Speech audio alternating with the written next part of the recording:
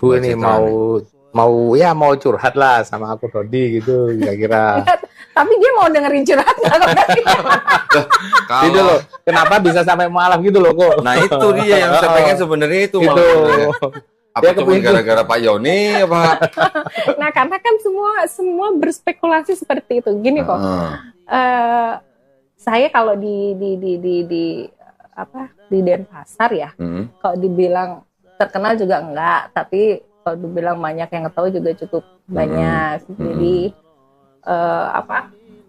kadang-kadang itu kehidupan pribadi saya itu jadi trending topik di antara saat ini jadi trending topik. Oh gitu. Iya, itu. Karena kemualafannya atau karena usahanya atau karena apa?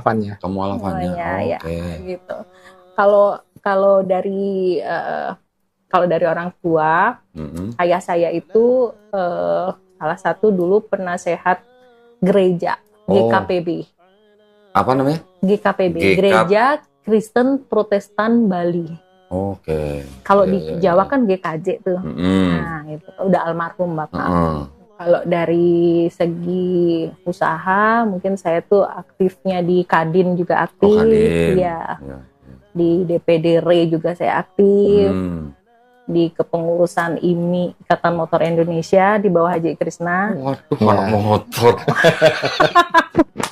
Saya sekretarisnya Haji Krisna malah. Sekretaris di IMI. Iya. Jadi cukup apapun story tentang saya itu jadi jadi trending gitu. Tahun berapa Mbak Citra? Untuk apanya nih? Syahadat saya baru 4 bulan ya, bulan Januari. Baru tahun ini? Tahun ini. Masya Allah, alhamdulillah. Ya. Di Bali? Di Bali. Okay. Di tempat yang kecil, tapi saya ngerasa tuh seneng banget gitu. Di pantai terpencil gitu? Bukan, di kampung. Oh, di kampung. Dipaksa sama Pak Yoni nggak Pak? Enggak. Dirayu nggak Pak? Oh enggak juga. Nggak ada paksaan Pak ya? Nggak ada paksaan. Alhamdulillah. Terus gimana Bu? Jadi pada rame atau gimana? Ya, ada pro dan kontra sih. Ada kontranya juga. Itu tetap. Itu dari keluarga? Kalau dari keluarga tidak, karena kan saya udah izin dulu. Oke. Kalau dari gereja yang masa kehilangan. Karena saya juga di gereja tuh cukup aktif. Maksudnya kehilangan apa Bu? Kehilangan perpuluhan atau gimana? Kehilangan domba gemuk. Salah satunya domba gemuk kok. Tapi yang pengen saya dengar sebenarnya dari Mbak Citra nih, alasan utamanya apa kok berpindah bisa ke Islam gitu? Kalau bukan gara-gara Pak Yoni gitu maksudnya? Oh gitu. Mungkin kalau cerita mualaf saya mungkin tidak semenarik mualaf yang lain ya. Jangan salah Mbak, jangan salah ya. Cerita apapun ketika orang menjemput hidayah, walaupun mungkin kelihatan tidak menarik, tapi sebenarnya itu adalah kan hadiah. Iya betul. Itu hadiah loh dari Allah Taala. Benar. Saya sendiri. Jangan bilang nggak menarik loh. Kalau ceritanya nggak menarik, tapi harus sebetulnya sih lebih menarik. Itu tetap harus disyukuri. Ya, kalau dari saya pribadi, saya mensyukuri. Saya berpikir gini, setiap orang pasti ada door opener-nya dia untuk memilih berpindah ke keyakinan yang lain gitu. Saya ini single parent 6 tahun. Harusnya Kristen kan nggak boleh bercerai. Ya. Tapi apa yang sudah dipersatukan Allah tidak boleh diceraikan manusia. Gitu ya. Betul. Dan ketika saya berusaha bertahan waktu itu hampir 13 tahun saya bertahan supaya tidak cerai tapi nggak bisa. Akhirnya daripada menyakiti diri mau tidak mau cerai. Ada KDRT nggak Bu? KDRT nggak ada. Terus setelah itu saya kayak ngebatin dalam hati saya nggak mau nikah lagi karena nggak boleh di Kristen. Karena kalau yang laki masih hidup, setahu saya nih, itu termasuk zina. Iya, betul. Jadi kan saya takut, gitu. Berarti saya ini nggak akan nikah nih seumur hidup, gitu. Pokoknya kalau ada KDRT, istri sampai hitam lebam biru, nggak boleh cerai katanya. Nggak boleh cerai. Kalau sampai cerai, menikah lagi berarti zina. Iya, itu. Terus? Itu akhirnya saya seperti itu selama 6 tahun saya single parent, full untuk anak-anak, 100% tanggung jawab di saya. Dan sekarang anak-anak udah gede. Yang pertama udah dokter gigi. Oh, alhamdulillah. Iya. Di mana Bu? Di Denpasar. Denpasar juga. Waduh. Yang kedua ada SMA gitu. Nah itu Di SMA? SMA kemarin nih SMA Kristen, sekarang mau pindah. Oh, udah pindah. Mau ya, pindah. Mau pindah, sedang proses. Anak-anak sekarang gimana? Mohon maaf, saya penasaran. Anak-anak ikut langkah ibunya atau masih di Kristen? Nah, anak saya yang paling kecil itu dia mualaf atas kemauan sendiri. Alhamdulillah. Usia berapa tuh, Bu? Usia 15 tahun. 15 tahun. Masya Allah. Saya aja sampai nangis waktu dia bilang dia mualaf. Padahal saya nggak pernah dorong mereka berdua. Ya. Tapi sedangkan cecinya dia masih Kristen gitu. Yang 5 masih Kristen. Yang nomor 1. Nomor 1. Yang nomor 1. Yang 5-5-nya udah Muslim semua. Kok 52 anak saya? Tadi 6 tahun. Sorry, saya pikir 6 anak. 6 tahun single parent 2 anak. Iya, 6 Oke, tahun Masya single Allah. parent 2 anak. Anak saya cewek-cewek gitu. Yang kecil sudah masuk Islam, Iya. kakaknya belum. Dulu di organisasi gereja kok status cerai hidup nggak boleh jadi pengurus di gereja, Oke. nggak boleh jadi majelis. Tapi ketika saya masuk diubah aturan itu. Per tahun lalu dirubah, cerai hidup boleh jadi majelis. Terjadilah gini ada pro kontra. Cerai hidup yang boleh malah. Sekarang dibolehin, kalau dulu nggak boleh. Oh, kalau cerai mati? Cerai mati boleh. Oke. Jadi kan meninggal itu kan berarti cerai karena dipanggil Tuhan. Iya. Kalau cara hidup nggak boleh melayani di gereja. Dulu, sekarang boleh. Ya kemarin nih boleh, jadi saya masuk kandidat majelis gitu. Iya. Nah, terus dirubah Majelis. Berarti duduknya paling depan ya? Oh, iya. Dekat mimbar. Iya, dekat mimbar. Iya. Itu terus akhirnya saya diskusi sama Pak Pendeta. Terus gini, Pak Pendeta terakhir bilang, tapi kalau mau diadakan di gereja boleh kok Bu, nanti kita adakan di gereja aja kalau memang Ibu ada gini. Enggak sih, saya mau tanya-tanya dulu, calon belum ada kayak gitu. Sih cuma mau info aja gitu. Cuman saya waktu itu masih nggak seret. Berarti ini bukan dari apa? Tuhan, tapi aturan gereja yang dirubah-rubah gitu loh. Buat apa saya nikah tapi pernikahan pertama saya udah gagal. Saya nggak mau dong yang kedua ini abal-abal gitu. Saya maunya yang clear di mata Tuhan dan juga di secara negara ya, negara juga clear. Tapi yang pernikahan pertama Ibu sudah keluar akta cerai? Udah. Oh, udah. Udah keluar akta cerai, udah. Terus habis itu saya nggak srek nih. Saya nggak srek kalau tidak diberkati. Akhirnya itu saya cari-cari info di Muslim. Di Muslim pernikahan kedua itu diberkati, ya. Diberkati apa dan namanya Islamnya itu namanya apa?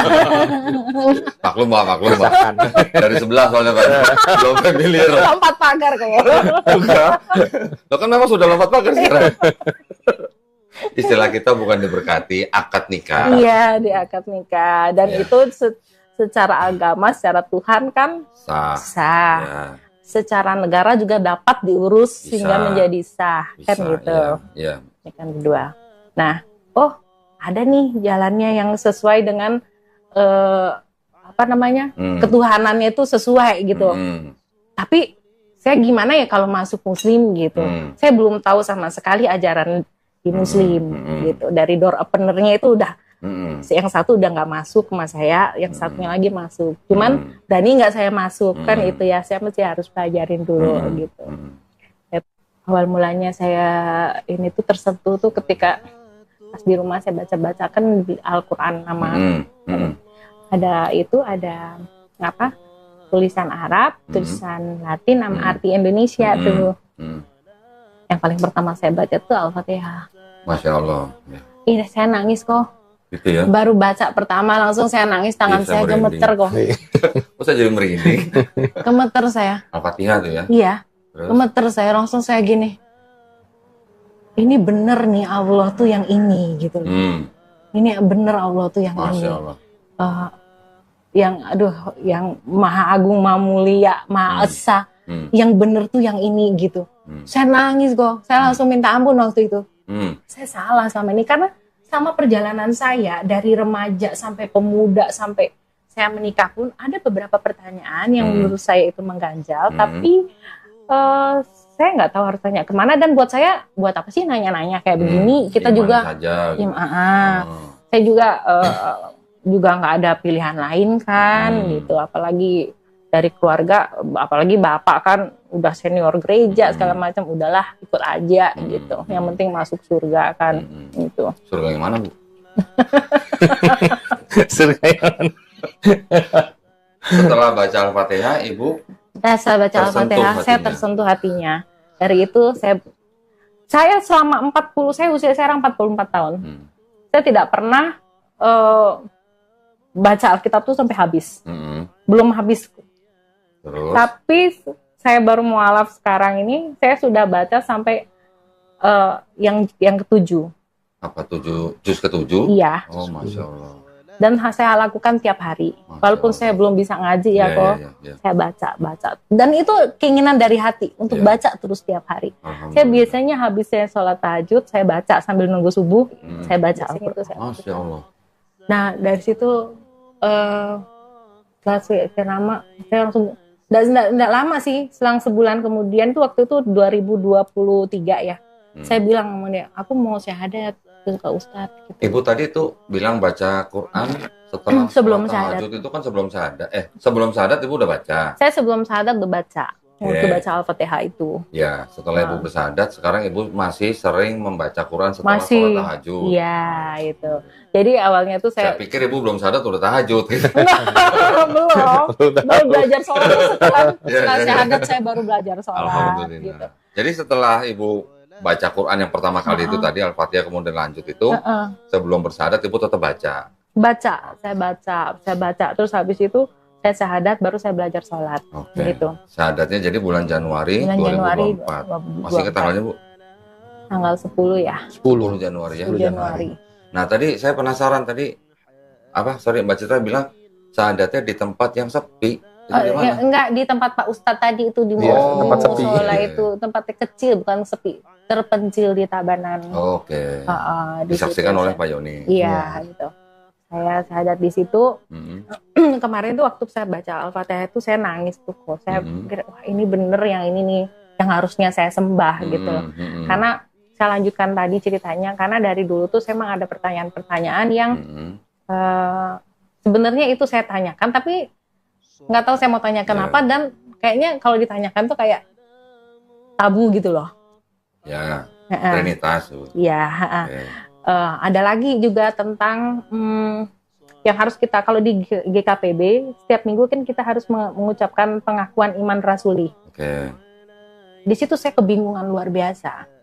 Sedangkan kita mengucapkan tuh tiap minggu. Kalau saya mengimani apa yang kita ucapkan itu adalah doa. Kalau kita mengucapkan pengakuan iman itu berarti kayak kita tuh bersumpah, kayak kita tuh apa ya? Seperti orang bersyahadat sebenarnya. Iya, seperti itu. Iya. Tapi apa yang kita ucapkan ini ngebingungin saya gitu loh. Nah itu, dari situ saya tanya. Akhirnya ya ini jawabannya, maksudnya fix lah. Memang bingung memang di sana itu gitu. Kalau di sebelumnya kan Trinitas itu kan 3 adalah 1. Tapi sedangkan di pengakuan iman rasul itu tergambar itu bukan 1. Esa. Bukan 1, malah 2 malah. Oh 2. Roh Kudus yang mana? 3 malah. Oh 3. 3 sosok terpisah. Iya, itu yang saya tangkap ya. Betul. Itu yang saya tangkap. Gitu. 3 sosok terpisah. Sedangkan di gereja kita diajarkan itu adalah 1. Terpisahnya maksudnya pribadinya kali Bu. Pribadinya terpisah, tetapi hakikatnya 1. Itu pemahaman Trinitas. Jadi Yesus bukan Bapa, Bapa bukan Roh Kudus bukan Yesus. Tapi ketiganya adalah Tuhan gitu. Bapa Maha Kuasa, Yesus Maha Kuasa, Roh Kudus Maha Kuasa, tapi bukan 3 Maha Kuasa, tapi 1 Maha Kuasa. Bapa Tuhan, Roh Kudus Tuhan, Yesus Tuhan, tapi bukan 3 Tuhan, tapi 1 Tuhan gitu. Nah, puyeng-puyeng gitu. Kalah sama dengan Yesus. Tuhannya siapa itu? Nah, tapi gini Bu, Ibu pernah nggak dengar Pak Pendeta atau orang mungkin pemuka gereja ngomong bahwa Trinitas itu memang misteri? Pernah dengar nggak? Kalau misteri saya nggak pernah sih dibilang kayak gitu. Cuman ya kayak tidak bisa dilogikakan gitu ya, memang iya sih gitu. Kenapa saya bilang begitu? Karena memang kemisterian daripada Trinitas itu memang adalah penerus daripada agama-agama misteri sebelumnya. Yang disebut dengan agama-agama misteri sebelumnya itu mulai dari, misalnya di Babilonia itu ada Namrus, Tamrus, Semiramis. Ini juga Trinitas, Bu. Trinitas pertama nih, 2000 tahun sebelum Yesus sudah ada Trinitas ini. Gitu. Nanti di Persia juga ada lagi Ahura Mazda dan segala macam nama-nama dewanya. Nanti di Sumeria juga ada, di Mesir juga ada. Di Mesir ada Osiris, Horus, dan Ra. Ini juga Trinitas juga. Nanti di Eropa, bahkan sampai ke Eropa Utara, ada Dewi Madonna, satu tubuh tapi 3 muka. Nanti di India juga ada Trimurti. Ini yang disebut dengan agama-agama misteri. Yang diteruskan oleh Kristen menjadi misteri Trinitas. Formulanya ya. Makanya kalau ibu nanya Pak Pendeta, biasanya nanti kalau yang nanya kritis, akhirnya pendeta bilang apa? Imani Iya. saja. Iya, imani. Karena bapak-bapak gereja ketika awal-awal Kristen terbentuk juga ada yang bilang bahwa Trinitas itu adalah misteri.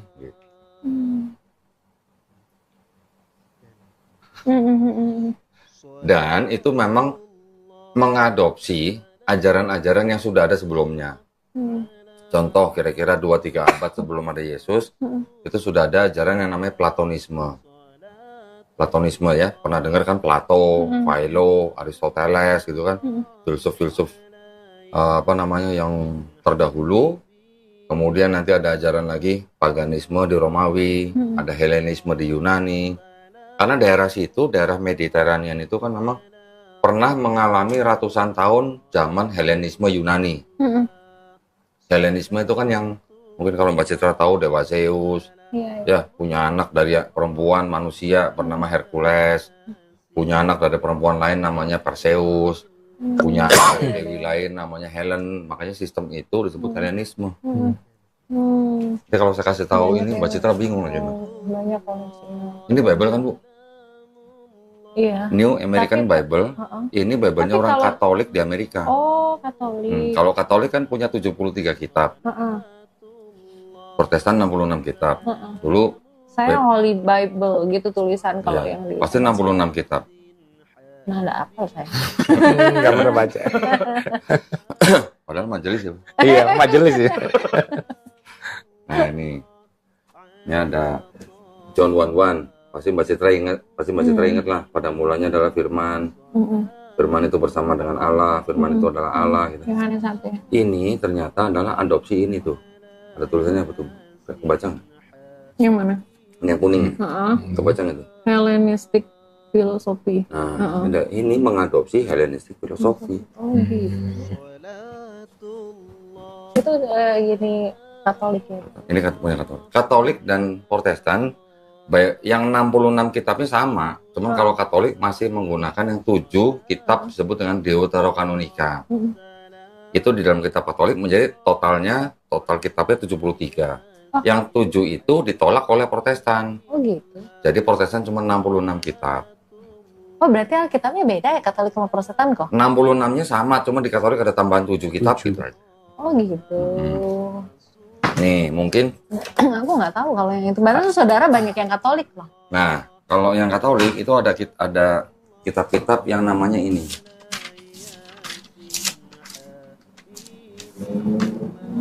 Nih, ada Tobit, ada Yudit, ada Esther, kemudian ada 1-2 Makabe. Ini kan nggak ada di Protestan. Di Esther ada. Esther ada, tapi ini Esther tambahan ada. Esther. Oh Esther tambahan. Tambahan Esther. Oh. Nanti ada lagi ini apa nih? Kebijaksanaan Salomo. Ini juga tambahan kalau nggak salah. Oh nggak ada itu di Protestan. Terus ada nggak Yesus bin Sirah. Di Protestan kan juga nggak ada. Nggak ada. Itu adalah tambahan-tambahan itu.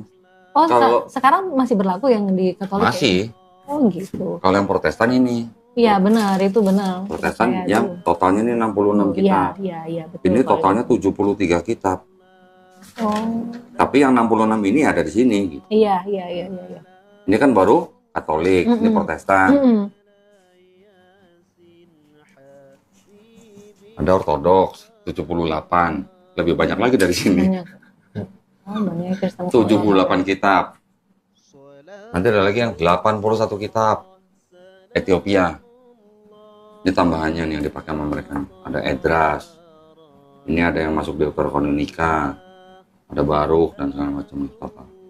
Jadi ini 81, ini 78, ini 73, ini 66.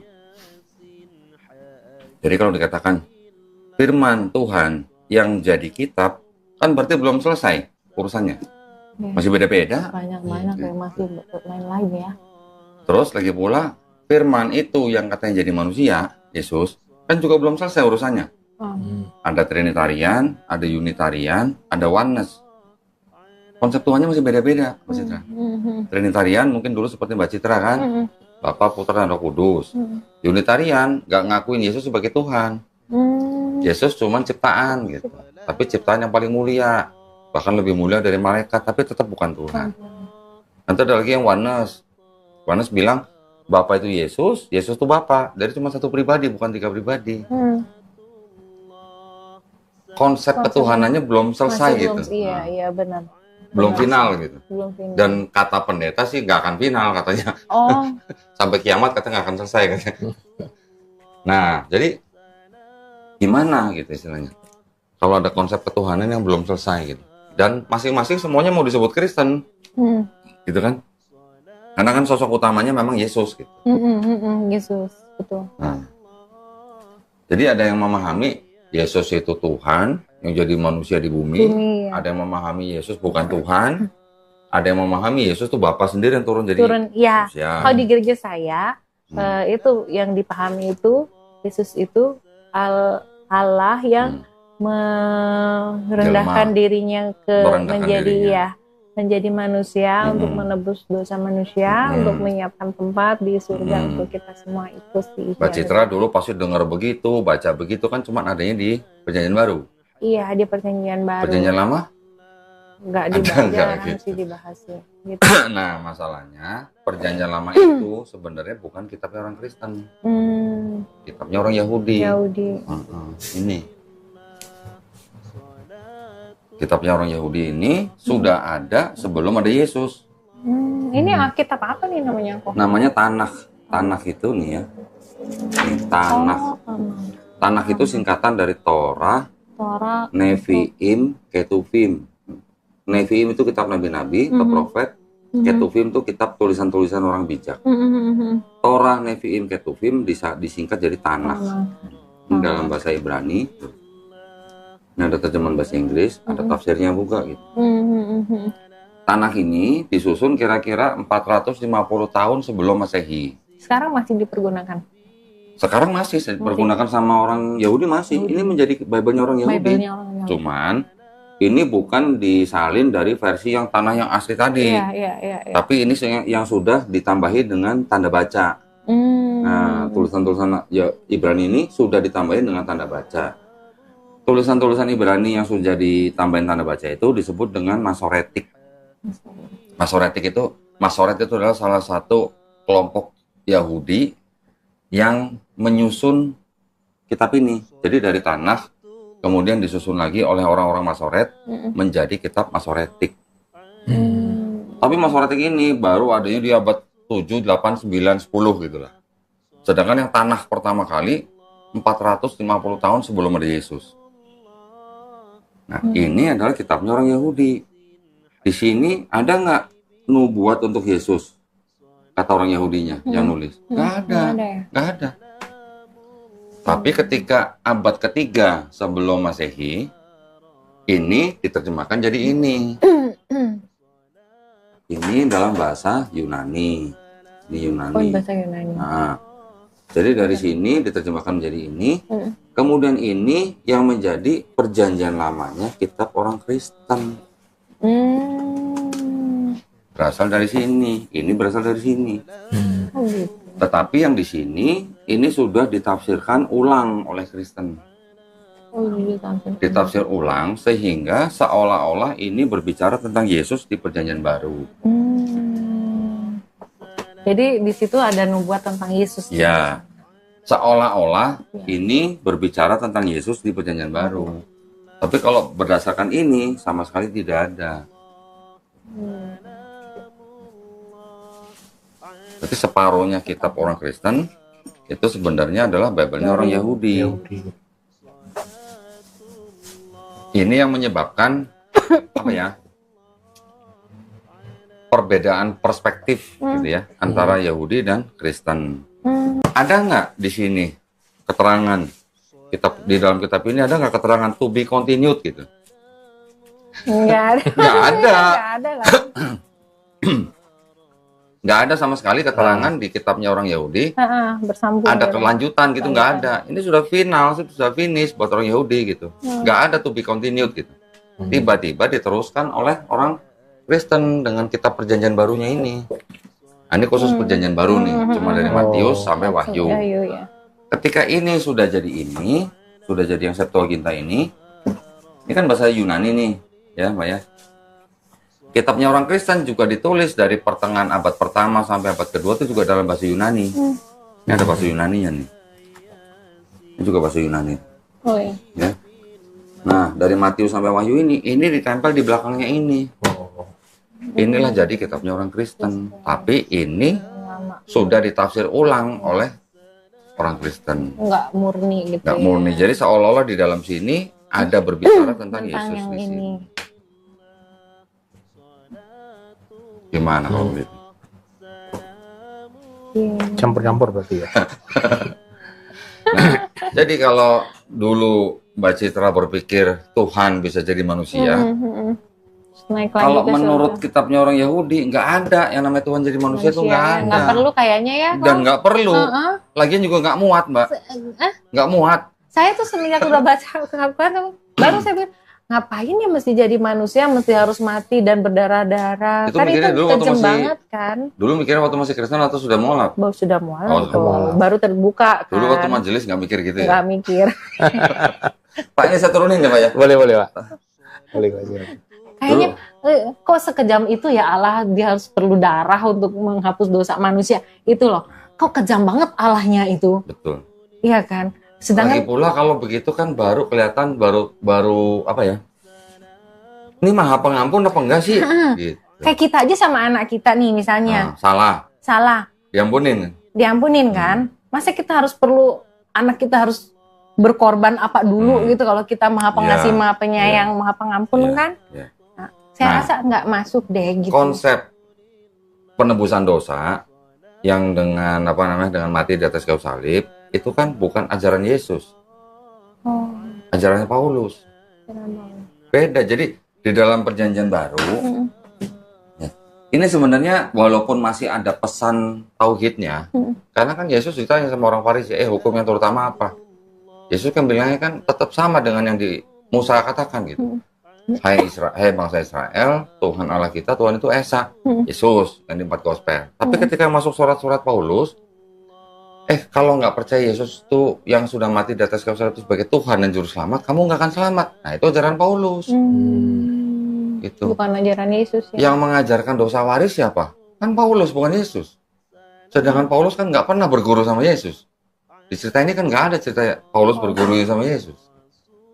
Dosa warisnya dari mana? Dari Yesus atau dari Paulus? Gitu. Yang mengatakan dosa waris itu. Nah, sedangkan Yesus mengatakan, aku datang bukan untuk meniadakan hukum Taurat. Pasti pernah dengar dong. Pasti dengar. Benar. Kalau Paulus bilangnya apa? Hukum Taurat itu sudah batal dengan matinya Yesus di atas kayu salib. Pernah baca juga dong? Kalau itu enggak sih saya. Mau nostalgia? Nggak pernah baca kalau itu. Nostalgia aja. Tapi ini untuk menguatkan, dalam arti menguatkan ya. Bukan untuk balik lagi maksudnya. Nih yang putih, yang kuning nih.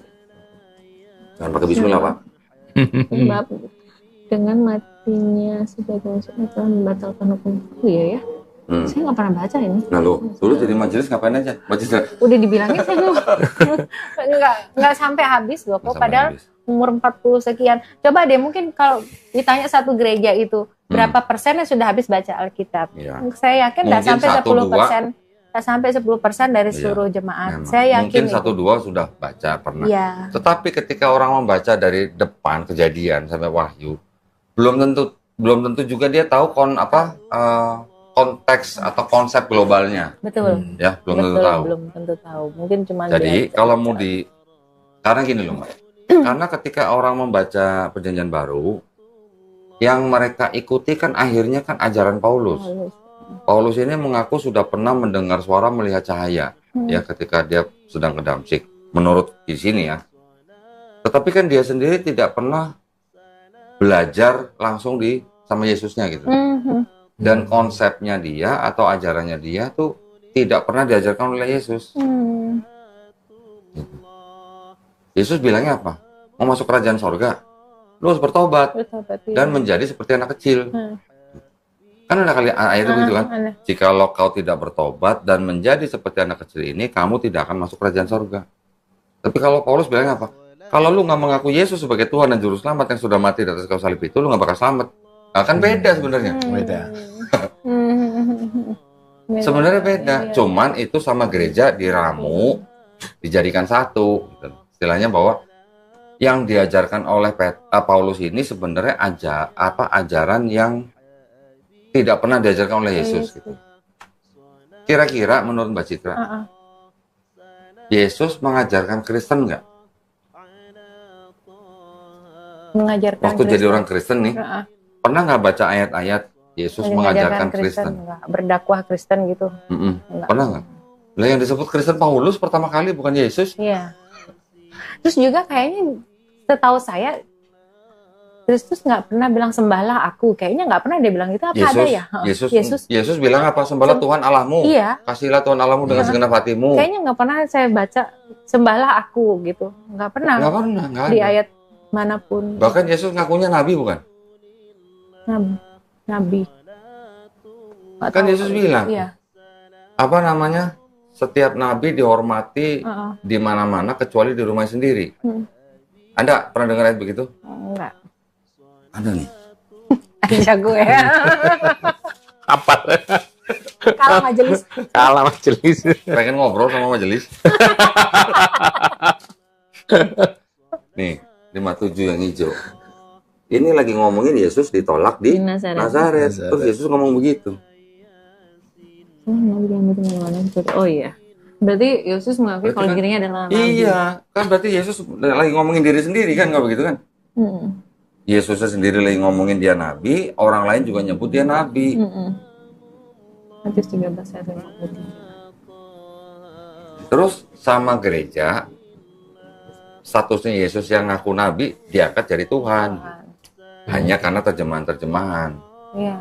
Terjemahan kan setiap kata kurios yang urusan sama Yesus selalu diganti jadi kata Tuhan. Tapi ketika kurios itu ngomongin Pilatus jadi Tuhan. Ketika kurios itu ngomongin Filipi jadi Tuhan. Tapi setiap kali ke Yesus selalu jadi Tuhan gitu. Cuman beda satu huruf, Tuhan sama Tuhan gitu. Iya. Orang lain juga nyebut Yesus juga sebagai nabi. Sini yang merah nih. Perempuan itu menyebut Yesus sebagai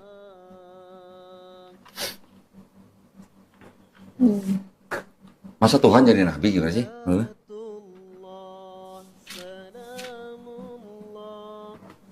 Di situ kata apa Mbak? Tuhan apa Tuhan? Tuhan nyata sekarang kepadaku bahwa engkau seorang nabi. Yang ini? Kata perempuan itu kepadanya, Tuhan sekarang bisa beda ya? nyata kepadaku bahwa engkau seorang Nanya dia Pak, jangan kayak gitu.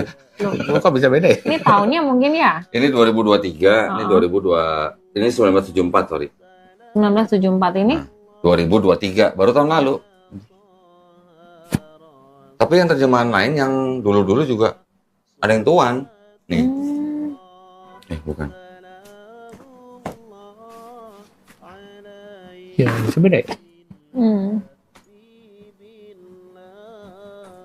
Penerbitnya sama penerbit sama. Coba. Enggak, itu begini chapternya, coba lihat chapternya. Ini tahun 68. Chapter berapa itu? Chapter 4 beda chapter ini. Perikopnya beda.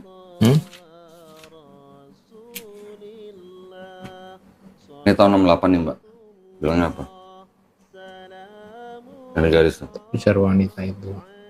Tuhan datang adalah seorang nabi.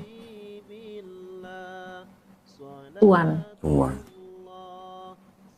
Ya itu sih permasalahan. Tuhan seorang nabi ya. Ya. Kalau Tuhan seorang nabi kan masuk ya? Masuk. Masuk. Kalau Tuhan jadi nabi gimana Pak? Iya, nggak bisa. Nah, Mungkin LAI-nya salah cetak mungkin ya. Enggak. Mereka tahu permasalahannya, mereka tahu. Mereka tahu ya permasalahan. Tapi memang ada permasalahan atau tujuan tertentu lah. Mungkin. Kalau yang baru nih, yang tadi nih, mereka sudah menggunakan ini. Ada tambahan nih, buku keterangan. Di dalam buku ini, mereka sebut bahwa penerjemahan yang dulu ini ada beberapa yang tidak sesuai dengan KBBI. Katanya. Untuk yang ini, mereka mengaku sudah mengikuti KBBI, mengakunya. Tapi masih menggunakan kata Allah, tapi bukan sebagai nama. Oh. Saya mau ngetes Mbak Citra, boleh nggak? Udah mau alat nih. Iya, tapi ini untuk pembuktian. Ini untuk pendidikan ya, untuk edukasi. Iya, edukasi. Saya pengen nanya, kan majelis dulu kan. Tahu nggak bedanya Tuhan sama Allah, Mbak? Tuhan sama Allah. Iya, di Bible. Di Bible. Tahu nggak Sama. bedanya? Tuh kan, sama kan? Sama. Tuhan Orang sama Kristen Allah, sama. yang bahkan seperti majelis seperti Mbak Citra, ngomongnya sih sama, Tuhan dan Allah. Padahal kalau kita baca KBBI, Mbak, beda artinya. Tuhan itu adalah sesembahan yang dipuja, diyakini sebagai yang Maha Kuasa. Kata Allah atau Allah itu adalah namanya Tuhan Namanya dalam bahasa Arab. Jadi Tuhan punya nama gitu. Gitu. Dalam bahasa Arab namanya adalah Allah. Jadi kalau orang Islam saya tanya nama Tuhannya siapa? Gampang jawabnya Allah. Tapi ketika saya tanya orang Kristen, nama Bapak siapa di Perjanjian Baru? Ada nggak namanya Bapak? Namanya Bapa. Kan Yesus nyebut Tuhannya Bapak. Bapak. Nggak Bapak ada. bukan nama kan? Bapak kan Tuhan. sebut apa? Allah Bapa. Iya. Yang nama mana tuh Allah Bapak tuh yang nama yang mana? Allah Bapa. Allah. Yang nama tuh Allah. Bukan. Bukan ya? Kalau Tadi itu Allah Bapa tulisannya. Iya. Bapak itu kan seperti kayak Bapak lah. Yesus menyebut Tuhannya dengan Bapak. Bahasa Arabnya tuh Ab gitu lah ya. Tapi Bapak itu kan bukan nama, itu kan nama, sebutan. Iya, sebutan, iya. Pater, dari bahasa Yunani pater. Bahasa Inggrisnya father, bahasa Indonesia Bapak. Di Indonesia ada Bapak, pakai K, ada Bapak, nggak pakai K. Bapak ini mungkin sebutan apa ya? Sebutan yang lebih dekat gitulah ya. Bukan nama Bapak itu kan. Nah, Allah itu juga bukan nama di dalam Bible ini. Ya. Allah itu Tuhan kalau di dalam Bible. Sama kan tadi bilang kan? Sekarang kalau ya, Paulus bilang begini, hanya ada satu Allah saja yaitu Bapa, hanya ada satu Tuhan saja yaitu Yesus. Nah bedanya apa tuh Tuhan sama Allah? Tuhan sama Allah. Kalau di Bible, kalau di Kristen dulu sama. Sama. Pasti menganggapnya sama. Tapi secara bahasa tuh udah beda sebenarnya. Jadi apa ya? Kalau kata pendeta, ada yang bilang Tuhan itu adalah Allah yang berkarya di bumi. Iya betul. Betul kan? Pernah dengar. Sebenarnya kalau dikembalikan ke KBBI itu salah kaprah. Nama dari Tuhan yang Maha Esa itu dalam bahasa Arabnya adalah Allah. Tuhan itu udah gelar gitu. Sekarang kalau presiden atau ketua Pak Yoni gitu, ketua Yoni. Yoni kan nama orangnya. Ketuanya apa? Kan jabatannya. Nah, sama juga. Allah dan Tuhan. Tuhan itu sebutan, Allah itu harusnya nama. Namanya daripada Tuhan. Nama Tuhan itu adalah Allah. Tapi di Bible menggunakan teologi sendiri menjadi tidak sesuai dengan KBBI. Itu yang sering dipakai oleh kalangan gereja untuk mendekati orang Islam, Pak. Nah, ini loh, sama loh, kamu Allah, kita Allah loh, sama. Tapi bedanya kalau di Islam Allah nama, di Bible Allah itu sebagai sebutan. Bukan nama. Terus akhirnya waktu itu pas Mbak Citra, lanjut nih ceritanya nih, kok jadi sayang cerita nih. Mbak Citra setelah waktu itu memutuskan untuk masuk Islamnya karena melihat apanya? Gini, saya waktu saya cerita nih balik lagi waktu saya single parent itu dan mendekati single parent itu kan hidup saya tuh banyak cobaan tuh ups and downs segala macam permasalahan banyak gitu. Jadi saya sampai sempet tuh mempelajari Hindu saya sempet karena saya sempet bener-bener down banget ditipu orang banyak kali berulang-ulang, saya sampai hopeless ya. Terus rumah tangga berantakan, jadi kayak udah ke gereja tapi kok tetap kayak gini, saya mau coba deh cari jalan lain, saya sempat gitu. Jadi saya sempat belajar Hindu karena memang ada teman yang Hindu, saya coba, Mbak coba deh melukat yuk, kita ke sembahyang ke sini, sembahyang ke situ. Yang namanya kita berusaha ya, siapa tahu di sana ini gitu. Jadi saya coba, saya belajar ke Hindu. Dari situ saya tambah bingung, karena kan nggak masuk ya, banyak yang disembah, terus apa yang mereka katakan saya nggak ngerti, cuman sesajen saya kayaknya saya nggak masuk ini, nggak ketemu. Terus? Habis itu saya pernah juga masuk ke Konghucu. Oh, Konghucu pernah? Pernah, saya ikut sidang Dharma. Waduh, berarti tahu Dewa Kwan Kong dong? Sampai segitu kok, saya mencari-cari, kan namanya kadang di titik tertentu kita udah nggak tahu kita harus kemana, kadang di situ kita cari. Iya, betul. Karena itu kan perjalanan hidup yang saya ke cari. Buddha pernah juga? Konghucu itu ke Kelenteng itu. Nggak, yang Buddha pernah nggak? Kalau Buddha enggak. Belum, kalau Buddha enggak. Saya ke yang itu sidang Dharma itu. Di situ saya disuruh berjanji untuk vegetarian segala macam. Ada tingkatan neraka tingkat keberapa gitu kan diajarin juga tuh. Terus ada patung-patung. Terus waktu itu saya disuruh maju vegetarian, saya mundur. Saya nggak berani gitu. Nggak bisa kalau nggak makan daging gitu ya? Nggak bisa. Suka babi guling waktu itu ya. Harum Pak Yodi. Harum. Apa istilah namanya apa? Nasi campur ya? Waduh, kan sayang itu ya. Akhirnya saya nggak cocok ya, karena banyak patung-patung. Masih lebih mending yang keyakinan aku sebelumnya, udah aku taat lagi. Akhirnya saya balik lagi dan tetap taat lagi gitu. Tapi ketika saya udah baca Al-Quran, baca Al-Fatihah, saya ketemu nih, maksudnya, oh ternyata tuh yang ini yang saya cari, maksudnya yang benar-benar fix gitu loh, nggak ngebingungin. Dan ini nih, saya malah merasa gini kok, sebenarnya ini Tuhan yang saya sembah nih, tapi tanpa harus saya bingung, saya mau harus ngapain, harus nyebut siapa, dan saya harus ngomong apa. Kadang dulu kok, karena saya lagi banyak masalah, saya berdoa nggak tahu saya ngomong apa, muter katanya. jadi berdoanya ke siapa gitu?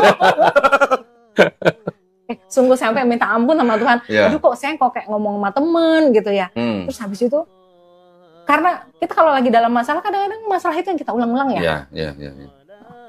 Berdoa tapi diulang itu, terus minta biar Tuhan tuh ngeberesin aja masalah kita terus gitu ulang-ulang terus. Terus habis itu sudah amin, masih bingung. Oke, Tuhan kayak pembantu ya gitu. Disuruh-suruh ya. Giliran susah baru doa panjang sejam, doa puter-puter kata-katanya itu aja. Dan kalau kita tuh kayak kesusahan merangkai kata-kata, kita mau doa apa sih gitu ya. Kita memang betul kalau di Muslim juga sama kan, habisnya sholat kan kita ada doa. Tapi kita sudah ada apa sih yang kita hormat lah. Iya. Jadi kita tinggal menyatukan hati kita untuk ngikutin doa tersebut. After itu baru kita minta sama Allah. Nah, saya cocok banget itu gitu loh. Dari dulu nggak pernah dengar ya, Mbak? Nggak pernah dengar. Saya nggak pernah punya teman. Pernah sudah baca yang surat Al-Ikhlas? Al-Ikhlas. Saya cuma itu yang saya paling hafal. Hah? Oh, sama Al-Fatihah dong. Iya, maaf deh. Yang saya paling hafal, entah kenapa saya Al-Ikhlas itu paling gampang saya ngafalin afternya Al-Fatihah. Betul. Karena dan itu luar biasa. Al-Ikhlas itu walaupun cuma 4 ayat, tapi itu sangat-sangat powerful. Sangat powerful, betul. Benar, itu sangat-sangat powerful. Powerfulnya apa? Dalam membantah keyakinan manusia yang menjadikan Tuhan sebagai manusia. Ya, betul banget. Nah, sebenarnya surat Al-Ikhlas itu, Mbak, sebenarnya ada cocoknya juga dengan Bible. Kaget ya? Kok cocok? Mau saya bukain, Mbak? Ada yang pesannya sama dengan surat Al-Ikhlas di dalam Bible, tapi yang Bible-nya orang Yahudi ya. Bukan Bible-nya yang pahamnya Kristen gitu. Maksudnya ini masih masuk ke dalam kitab-kitabnya orang Yahudi. Nah ini. Yang merah nih, Mbak. Allah bukanlah manusia. Bilangan 23:19.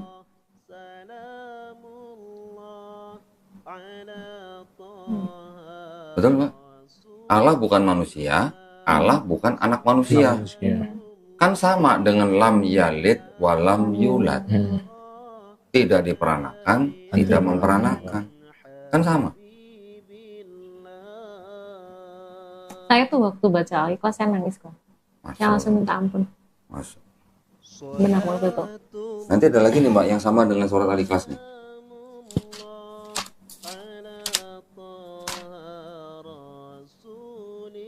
Yang merah nih.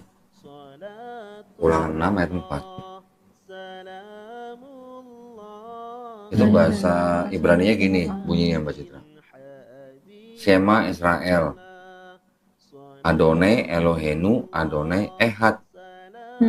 Sama dengan Kul huwallahu ahad. Ahad dengan Ehad itu sama.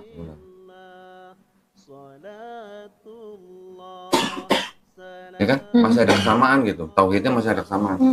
Nanti ada lagi yang begini. Satu raja-raja. Ini punya Israel ya berarti ya? Punya apa? Punya Yahudi. Ya ini yang ini. Yahudi. Cuma yang ini. Nah. Satu raja-raja. Masih ada tauhidnya gitu. Dan memang sama tauhidnya.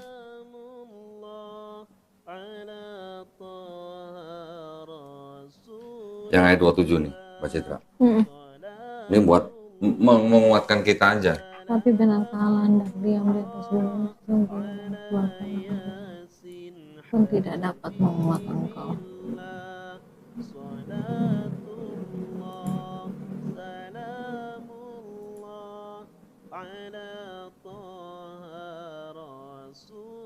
Padahal di sini sendiri sudah dikatakan ya. Jelas kan Mbak? Jelas kan? Ya. Ini saya baca ini. Takut baca, takut ditonton sama teman gerejanya kali. Pak Pendeta misalnya spy saya. Nih kan, bunyinya kan begini. 1 Raja-Raja 8:27. Tetapi benarkah Allah hendak diam di atas bumi? Sesungguhnya langit, bahkan langit yang mengatasi segala langit pun tidak dapat memuat engkau. Terlebih lagi rumah yang kudirikan ini. Kan, Mbak Citra pasti sering dengar kan, orang Islam bilang apa? Allahu Akbar. Akbar itu besar. Jadi Allah Maha Besar. Bagaimana ceritanya yang Maha Besar ini bisa masuk ke dalam manusia gitu. Bumi aja nggak muat. Langit aja nggak muat. Langit yang mengatasi segala langit aja nggak muat. Terus bisa ke bumi itu gimana ceritanya gitu? Bukan berarti merendahkan diri. Bukan berarti ini ya, Allah SWT yang Maha Besar itu harus berupa fisik. Bukan. Tetapi kan yalah kita nih apa sih? Segede apa sih gitu ya? Sedangkan ada hadis begini, Mbak Citra. Besarnya bumi dibandingkan dengan langit pertama itu seperti cincin dibuang di padang pasir. Ya, ini hadis sahih. Besarnya bumi dibandingkan dengan langit pertama seperti cincin dibuang di padang pasir. Oke? Bisa dilihat nggak cincin di padang pasir? Dilempar. Bisa nggak dilihat? Nggak bisa kan? Kita sekarang kalau ngeliat di sains, bumi, matahari, dan galaksi segala macam itu hanya seperti debu di dalam alam semesta gitu. Yang bisa kita amati, bumi, matahari, dan galaksi kita tuh hanya seperti debu, nggak kelihatan sama sekali. Nah, gimana ceritanya kalau Allah SWT yang jauh lebih besar daripada itu bisa jadi ciptaan manusia? Ya, tadi baru bumi dan langit pertama. Langit pertama dibandingkan dengan langit kedua juga sama seperti cincin dibuang di padang pasir. Begitu seterusnya sampai 7 langit, ya 7 langit ya. 7 langit itu dan bumi dibandingkan dengan Sidratul Muntaha itu juga seperti cincin dibuang di padang pasir. Nanti Sidratul Muntaha dengan 7 langit dibandingkan dengan arsy-Nya Allah SWT juga sama seperti cincin dibuang di padang pasir. Bisa nggak bayangin gedenya seperti apa? Ya, kan? Bisa nggak kira-kira kita ngebayangin segede apa? Nggak kebayang. Nah, jadi orang atau apa ya namanya, orang-orang zaman dulu yang mencoba memahami Tuhan Sang Pencipta itu seperti apa, akhirnya mereka menggambarkan dengan dewa-dewa. Karena mereka belum sampai gitu ya. Mungkin mereka juga tidak mendapat pesan gitu. Tetapi ketika orang-orang zaman dulu mulai memikirkan Tuhan yang Maha Esa ini, karena dia dianggap ada sosok yang memang lebih superior dari mereka menganggap jadi apa? Oh, jadi kalau matahari itu dewa ini, laut itu ada dewanya sendiri, bumi itu ada dewanya sendiri, ya nanti awan atau langit atau petir itu ada dewanya sendiri. Jadi setiap elemen di alam itu digambarkan sebagai dewa-dewa. Itulah akhirnya menimbulkan ajaran kayak paganisme gitu. Dewa-dewa itu nanti bisa jadi manusia gitu. Itu yang dari Helenisme. Itu yang sudah ribuan tahun berjalan begitu. Diteruskan oleh Kristen. Kalau Islam, Tuhannya seperti apa? Gak ada yang bisa menyamai dia. Walam yakullahu kufuwan ahad. Sesuatu yang bisa kita bayangkan, udah pasti bukan Allah. Udah gitu aja. Kalau di Islam gampang. Iya. Nah, terus waktu Sadat, gimana? Apa nggak mikir gitu nanti terancam atau dipersekusi atau diusir atau dibuang itu? Kalau ke situ sih enggak ya? Waktu itu jalan aja karena kan saya private sih waktu itu, nggak terlalu banyak ini, cuman lebih ke fokus ke diri sendiri. Saya lebih ke mulai rajin baca, belajar sholat kayak gitu. Jadi puasa kemarin juga ikut full puasa. Gimana rasanya puasa? Wah, luar biasa ya gitu ya. Taat sekali kok. Oh ya. Puasa, taraweh nggak pernah putus. Nggak pernah putus. Tapi nggak full kan? Full. Gimana full? Perempuan nggak bisa full? Full kok, nggak haid. Saya nggak main soalnya. Oh gitu. Iya. Berarti full. Full. Masya Allah. Sekarang Mbak Citra pernah ingat nggak? Pernah baca nggak di Bible Yesus puasa? Pernah. Waktu Kristen jadi majelis puasa juga? Waktu deket-deketnya pasca puasa. Full 1 bulan? Puasa daging aja sih. Oh, puasa cuma daging aja? Iya, puasa Susu daging. minum? Minum tetap gitu. Pizza masih makan lah ya? Cuma nggak pakai daging gitu. Puasa daging 30 hari itu. Ingat nggak Mbak, dulu waktu baca Bible, Yesus doanya gimana? Waktu di Taman Getsemani? Waktu itu, kalau nggak salah gini ya, kalau boleh biarkan cawanin lalu daripada aku gitu. Iya, tapi itu dia berdoa itu, terus kemudian disebutkan apa? Dia maju sedikit dan sujud. Iya, Dulu waktu majelis sujud nggak doanya? Enggak. Kenapa? Duduk santai gini kan. Duduk santai. Duduk dengar pulang lupa gitu kan. Dengar Pernah baca nggak Yesus di Bible makan babi, Mbak Citra? Makan babi enggak. Kalau ikan sama roti ya. Ya, pakai madu ya. Nggak tahu kali itu. 5 roti 2 ikan itu pernah dengar. Enggak, waktu Yesus diceritakan setelah bangkit kan dia makan ikan ada pakai madu. Oh iya. Ya. Terus waktu di Bible juga kan diceritakan ketika Yesus mati katanya, ya entah siapa yang mati itu ya, itu di kafani gitu kan. Di gereja kalau ada yang meninggal di kafani apa masuk peti? Enggak, pakai jas, masuk peti, pakai sepatu gitu. Kok nggak di kafani kayak Yesus ya? Iya, itu saya juga nggak tahu ya. Nah, gitu. Jadi sebenarnya kan mudah kita ngamatin. Sekarang umat beragama apa yang mati di kafani, yang puasa, yang sunat, yang doanya sujud, yang nggak makan babi? Ini umat beragama apa? Kalau baca Bible gitu. Iya. Apakah Kristen? Enggak. Bukan. Malah Islam. Islam yang melaksanakan. Berarti kan kita yang ngikutin Yesus di sini. Iya, benar. Nah, sekarang pertanyaannya adalah orang Kristen ngikutin Paulus atau dalam tanda kutip gereja atau ngikutin Yesus gitu. Karena Yesus tidak pernah mengajarkan kekristenan. Yesus tidak pernah membawa ajaran kekristenan. Yang bawa ajaran Kristen adalah Paulus dan gereja. Kalau secara pertumbuhan spiritual sih kok kalau di yang saya rasakan selama ini di GKPB itu ya sangat minim sekali. Bahkan saya cenderung kasihan lah sama terutama ibu saya, karena ibu saya masih ada ya. Kalau dari spiritualnya kurang banget. Jadi di sana lebih mengutamakan organisasinya. Oke. Tunggu sebentar. Di gerejanya Mbak Citra dulu kalau kebaktian gimana sih? Kebaktian puji-pujian kan? Puji-pujian. Ada tepuk tangan? Tidak. Oh. Pakai kidung jemaat. Oh gitu. Berarti mirip-mirip kayak GKI, Katolik gitu ya? Iya, kayak gitu. Bukan karismatik ya? Bukan. Gitu. Terus pembahasan mungkin berapa ayat, tapi pendetanya bahasnya hampir 2 jam gitu. Tapi anak-anak kita juga nggak paham kan. bahkan ada yang ngantuk gitu kan. Oh, berarti sering tidur gitu ya? Sering Oh, gitu ya. ngaku, baru ngaku, Pak. Kenapa kadang gitu. Ibadah tidur. Kalau kita muslim kan baca, kalau Al-Quran kan baca bukunya ya. Kalau di gereja sekarang malah kebanyakan bawa HP.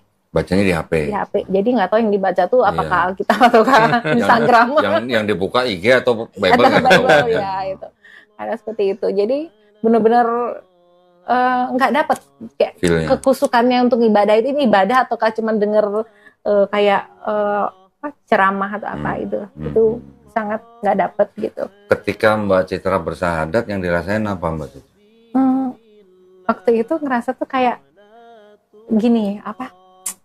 Saya ini sudah bener nih nyembah yang Allah, yang Tuhan yang bener nih gitu. Jadi kayak ngerasa nggak ada ganjelan lagi. Dan ketika saya sholat apa itu, saya memang benar-benar ngerasa saya itu menyembah Tuhan. Bener-bener saya merasakan bahwa ini saya ini makhluk yang memerlukan Tuhan, yang membutuhkan Tuhan, yang bergantung sama Tuhan. Gitu. Itu memang benar-benar saya rasakan. Berarti ketika Mbak Citra bersahadat, pertanyaan-pertanyaan yang zaman dulu itu udah hilang sendirinya. Udah, ya muncul sih, tapi saya udah dapet jawabannya sedikit demi sedikit. Sekarang ternyata gini gitu. Malah kalau sekarang saya lihat tuh saya kasihan, malah aduh kasihan ya nanti gimana mereka tuh kalau salah terus gitu. Malah saya seperti itu kok. Dan juga gini, saya kan melihatnya gini, banyak juga yang mualaf karena faktor pernikahan. Tapi after dia mualaf dia nggak sungguh-sungguh. Nah itu kan kasihan juga sih. Itu. Padahal sebenarnya di sini nih udah jalan yang bener nih gitu. Kita ini udah kalau di Muslim kita ke mualaf kan kita lahir baru ya seperti bayi ya. Betul. Nah waktu itu juga sempat jadi pertanyaan saya gini. Kalau seandainya dulu saya tarik dia ke Kristen, ada jaminan nggak dia dosanya nol lagi? Kalau nggak kan gua yang salah. Gimana dosanya gede banget ya? Waduh. Kan kalau di Kristen kan gini, pokoknya yang jaminannya kan pokoknya kalau percaya Yesus Tuhan dan Juru Selamat yang sudah mati di atas salib untuk menebus dosa, ya udah selamat. Jaminannya surga. Surga, ya. Kristen. Pokoknya orang Kristen itu pasti masuk surga, gitu. Pokoknya kira-kira kamu nanya kalau Hitler kira-kira masuk surga? Kenapa? Hitler. Yang bunuh 6 juta orang Yahudi itu. Itu kan percaya juga Yesus Tuhan dan Juru Selamat dia. Iya. Kira-kira masuk surga? Nah, itu saya nggak bisa jawab karena saya pertanyaan-pertanyaan itu sering saya lontarkan sih kok. Nah, cuman jawabannya saya masih belum ketemu. Ya, sekarang kalau ada dosa waris, ya, Mbak Citra kan udah punya anak. Kalau ada dosa waris seperti ajaran Paulus, itu kalau bayi baru lahir, udah berarti kan bawa dosa. Udah berdosa. Ketika 3 hari meninggal, kira-kira masuk surga, masuk neraka. Kira-kira aja, pakai logika kalau pakai dosa waris, masuk neraka pasti. Berarti Tuhan tega gitu. Anak baru lahir belum tahu apa udah masuk neraka. Itu yang juga menjadi penting ya buat kita renungkan gitu. Oke, kalau Paulus tapi kalau dia lahirnya dari orang Kristen kan langsung surga kok. Nah, tapi kan bawa dosa waris. Apakah bayi itu percaya Yesus Tuhan dan Juru Selamat? Kan belum. Bayi kan belum punya kesadaran bisa membedakan baik dan benar. Belum akil balik maksudnya. Nah itu yang nggak masuk di akal sehat. Kalau setiap orang sudah lahir bawa dosa waris. Saya dulu sempat waktu dulu sempat gini. Kasihan tuh orang Islam. Kamu kalau doa sampai kalau orang Bali tuh kayak jungkling itu apa ya? Nungging. Ya pokoknya kayak jungkir balik. Nah, jungkir balik lah. Berusaha berbuat amal baik sampai kayak gimana tuh nggak akan pernah bisa dia masuk surga. Kata siapa? Iya yang Kristen. Okay. Karena dia nggak percaya Yesus sebagai Tuhan Juru Selamat. Jadi cuma dia beramal ibadah kebaikan. Kalau kita garansi kita dapat surga. Waktu itu saya pertanyaan gini, berarti kita nggak perlu harus susah-susah beramal baik ya, kayak bilang gitu. Cuman waktu itu jawabannya ya, tapi kita tetap harus mengerjakan keselamatan itu, yaitu berbuat baik, yaitu kasih gitu. Kalau percaya Yesus sebagai Tuhan dan Juru Selamat, tapi ngerampok, kira-kira masuk surga? Udah percaya nih Yesus Tuhan dan Juru Selamat nih, tapi masih ngerampok, masih nyuri gitu misalnya. Kira-kira Kalau di Kristen sih mungkin masuk surga mungkin ya. Mungkin. Oh iya, kalau mengimani kan Iya. dia pasti masuk surga itu. Jadi sebenarnya kan gini, konsep keselamatan mau di Kristen mau di Islam sebenarnya kan tetap conditional. Conditional. Artinya ada syaratnya. Ada syaratnya. Iya kan? Iya. Oke, masuk surga kalau percaya Yesus Tuhan dan Juru Selamat. Tapi kalau masih melakukan dosa, tetap masuk surga nggak? Kan jawabnya juga pasti ragu-ragu Ya, kan. ragu-ragu. Nah, Justru tapi kalau di Islam kan jelas. Masuk surga, nggak masuk surga, itu hak prerogatif Allah Subhanahu wa Ta'ala. Iya. Ya, yang hanya kita lakukan apa? Menjalankan perintahnya, menjauhi larangannya. Insya Allah kita masuk surga. Yang menjalankan perintahnya itu sudah dijamin sama Allah ya, mendapatkan jannah dengan keadaan yang seperti dijanjikan. Tetapi dengan syarat atau kondisi bahwa kita tetap menjalankan perintahnya, melakukan perintahnya, syariatnya gitu. Syariatnya. Sholatnya tetap jalan, zakatnya tetap jalan, puasa tetap jalan, hajinya kalau mampu. Kan berarti sama-sama kondisional berarti ya. Kalau Kristen tapi kan kalau yang istilahnya cuman buat promosi aja, udah lo pokoknya dosa lo udah dihapusin gitu. Kita tanya, kita bunuh orang, kita masuk surga. Iya. Makanya itu yang membuat kayak haus akan spiritual yang lebih dalam lagi itu nggak terlalu kalau di sini. Iya. Jadi karena sudah ada jaminan masuk surga ya. Iya. Jadi yang diikutin adalah keorganisasian gerejanya yang lebih banyak daripada hubungan dengan Tuhannya. Itu sih yang saya rasakan. Betul. Gitu. Betul. Jadi saya bersyukur sekali sih di usia pertengahan ya. Alhamdulillah. Alhamdulillah. Alhamdulillah, Mbak Citra, Alhamdulillah ya. masih dikasih kesempatan ya. Masih dikasih kesempatan. Menyembah yang benar-benar gitu loh. Iya, yang benar. sebenarnya gitu. Dan saya tuh bersyukur banget. Tapi alhamdulillah ya Mbak Citra ya. Iya kok. Dalam tanda kutip itu diselamatkan. Bener banget. Dan itu kayak gimana ya, ngerasakan tuh kayak ketenangan sama kebahagiaannya itu nggak bisa diungkapkan. Beda nggak Mbak? Waktu dulu sama di gereja. Beda kok. Ketika berdoa. Beda banget. Sangat. Dulu waktu berdoa kan akhirnya di belakangnya ada dalam nama Yesus. Gitu. Iya. Sekarang nggak ada kan ya? Jadi kalau saya dulu Pak, ketika bersyahadat, kan saya sudah pelajarin dulu kan. Jadi ketika saya bersyahadat, saya lega. Lega bukan main. Iya. Leganya bukan main. Benar. Kenapa leganya? Karena saya tidak harus menyembah manusia lagi Pak. Iya. Betul nggak Pak Cita? Dan saya waktu itu benar-benar minta ampun, apalagi setelah baca Al-Ikhlas tuh. Nah, saya benar-benar. kalau sesama mantan kafir pasti paham Pak saya ngomong gitu Pak. Karena dulu tuh ya saya tuh bukannya yang nggak belajar sama sekali, nggak rajin ke gereja. Cuman yang dulu Mbak Citra terima itu kan adalah doktrin gereja. Iya. Gitu. Iya. Bukan di luar doktrin. Kalau Iya, saya kan iya. ketika saya masih Kristen saja, saya sudah mempelajari ulang kitab saya, tapi saya belajar di luar doktrin, Pak. Kalau saya belajar tetap di dalam doktrin, ya nggak saya kemana-mana. pelajari nanti bisa jadi pendeta. Iya. Tapi kalau kita belajar dari di luar doktrin, misalnya dari sejarah, dari kebanyakan kan sejarah, Pak, yang kita harus pelajari. Kemudian dari berbagai macam teologi, kita jadi paham, oh Kristen ini sebenarnya apa sih?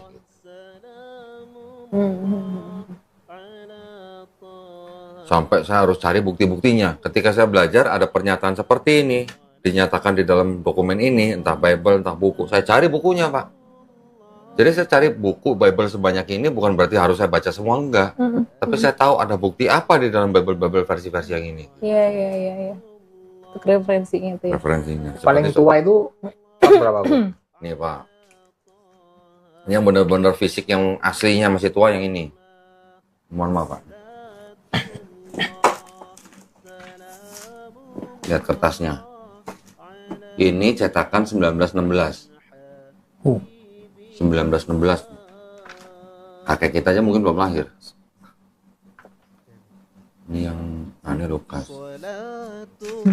Masih pakai nama siapa ini? Wasiat yang baru. Masih pakai Salmasi dulu terjemahinnya.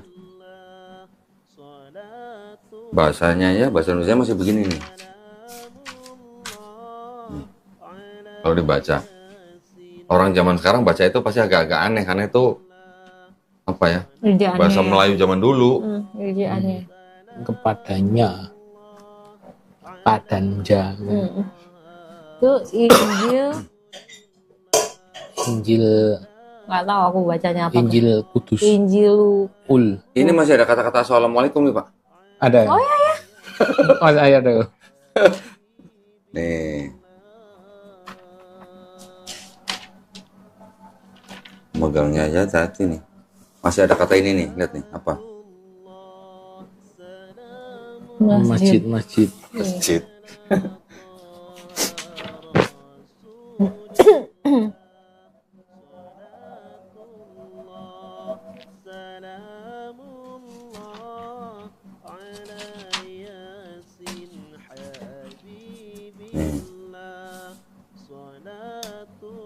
Apa nih? Oh iya ini ada. Maka malaikat itu pun datanglah kepadanya Dan seraya katanya Assalamualaikum. Malaikatnya yang berkata Assalamualaikum ya. Berarti malaikatnya muslim kan? Ya. Ya ini dulu penerjemahannya masih apa namanya ya, mengikuti istilah-istilah orang Islam. Nih ada lagi nih.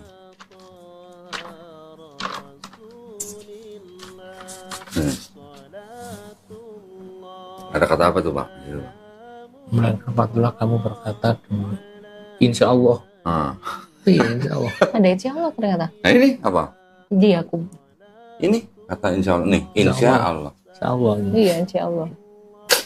Pernah dengar pendeta yang ngomong gini nggak, Mbak Citra? Agama kita bukan agama insya Allah gitu. Pendeta Gilbert. Ah tuh tahu Gilbert. Saya dulu waktu remaja tuh ngefans sama pendeta itu. Oh ngefans. Jadi setiap dia khotbah di TV saya nonton. Oh. Itu. Ternyata di Bible-nya dia ada kata insya Allah. Ternyata ada ya, insya Allah ya.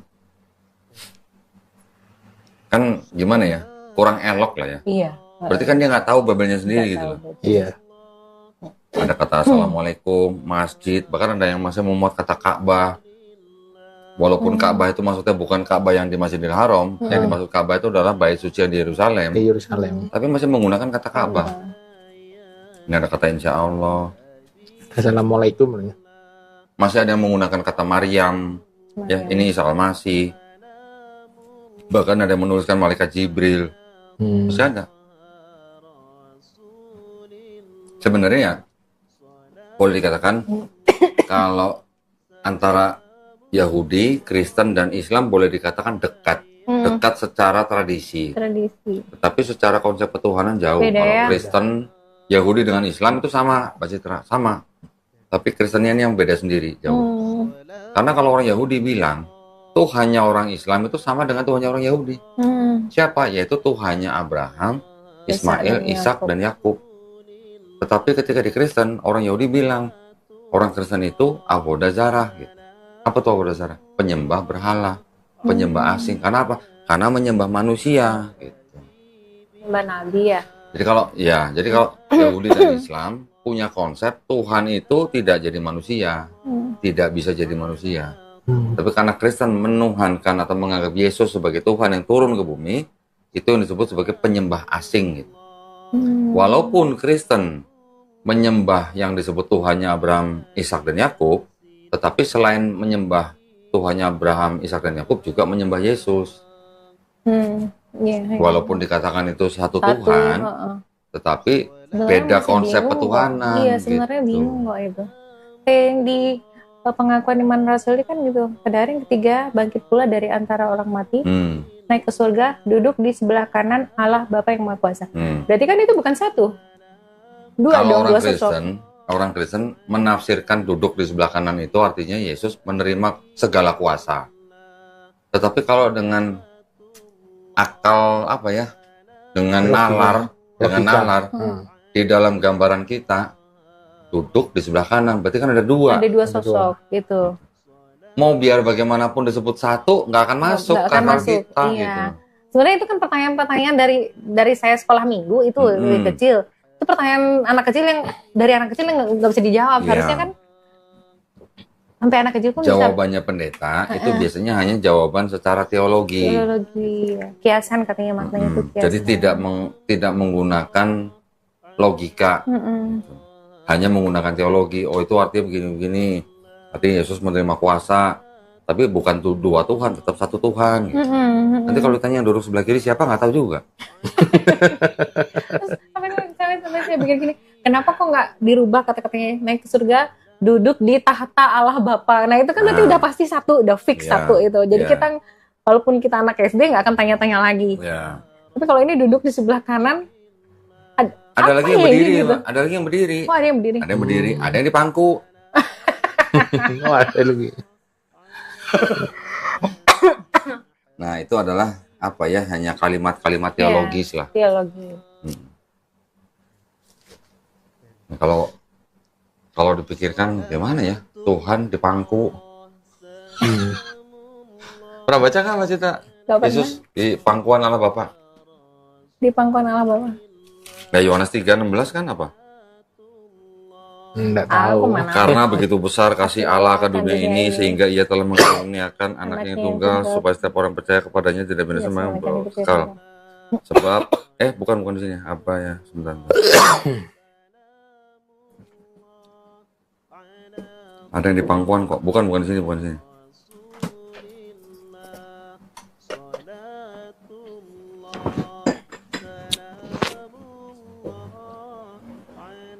Siapa pernah baca kok?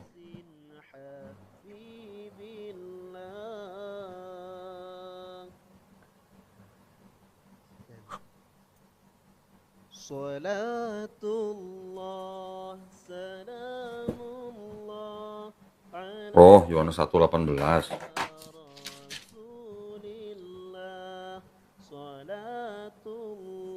Tidak seorang pun pernah melihat Allah, tetapi anak tunggal Allah yang ada di pangkuan Bapa.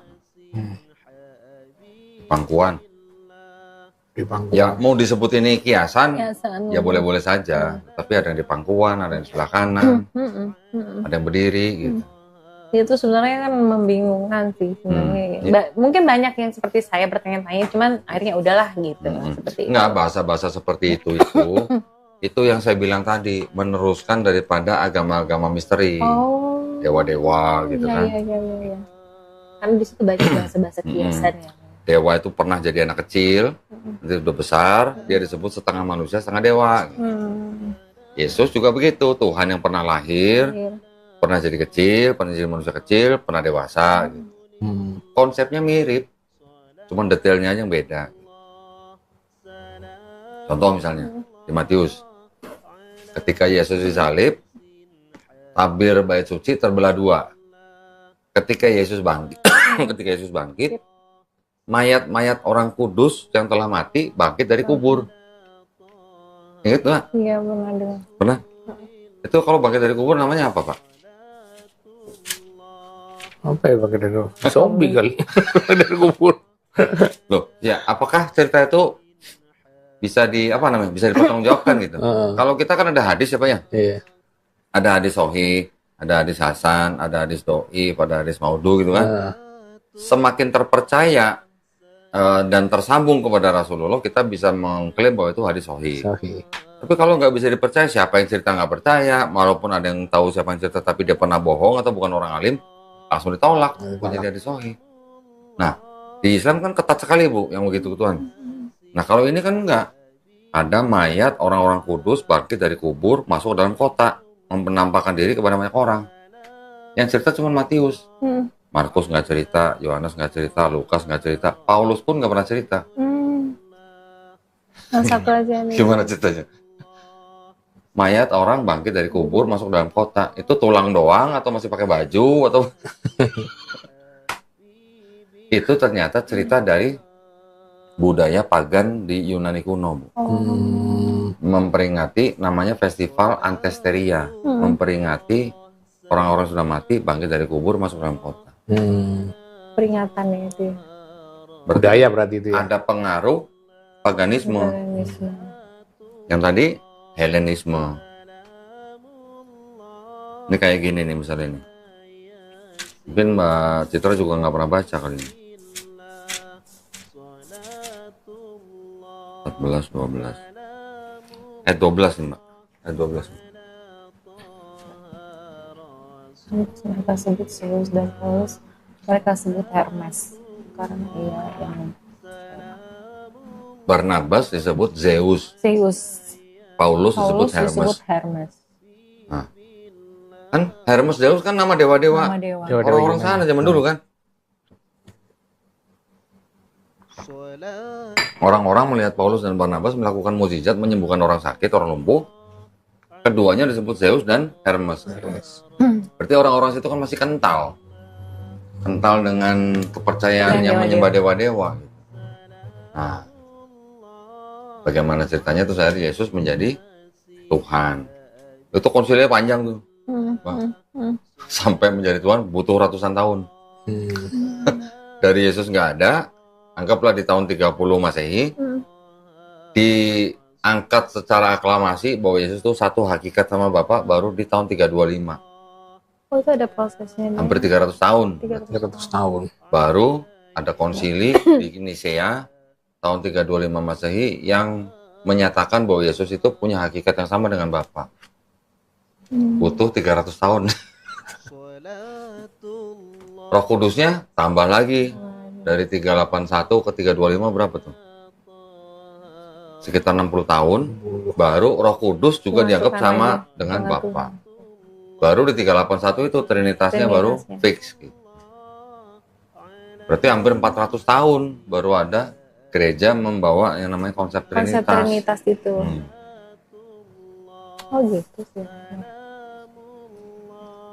Konsili 325 di Nicea, Yesus sama dengan Bapa. Konsili Konstantinopel tahun 381, Roh Kudus sama dengan Bapa.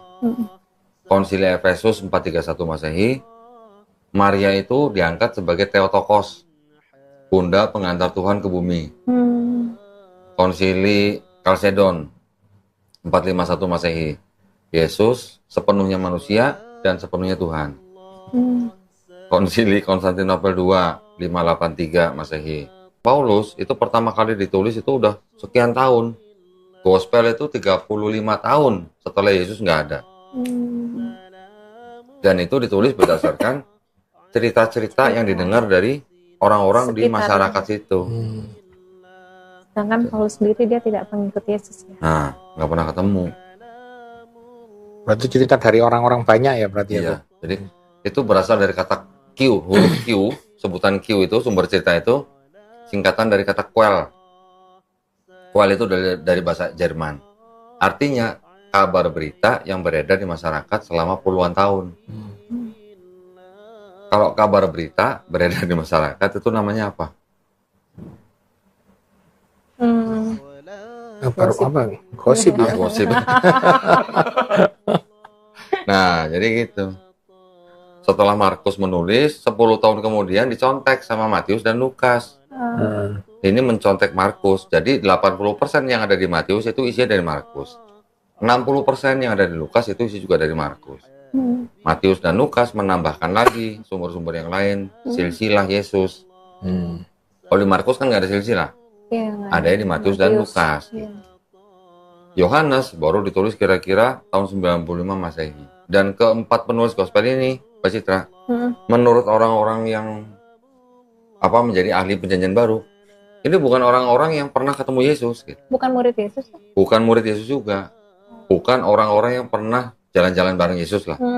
Ibaratnya bukan orang-orang yang pernah ngopi bareng Yesus. Gitu. Karena bukan saksi mata langsung. Gitu. Nah, itu nama-nama Matius, Markus, Lukas, Yohanes dari mana?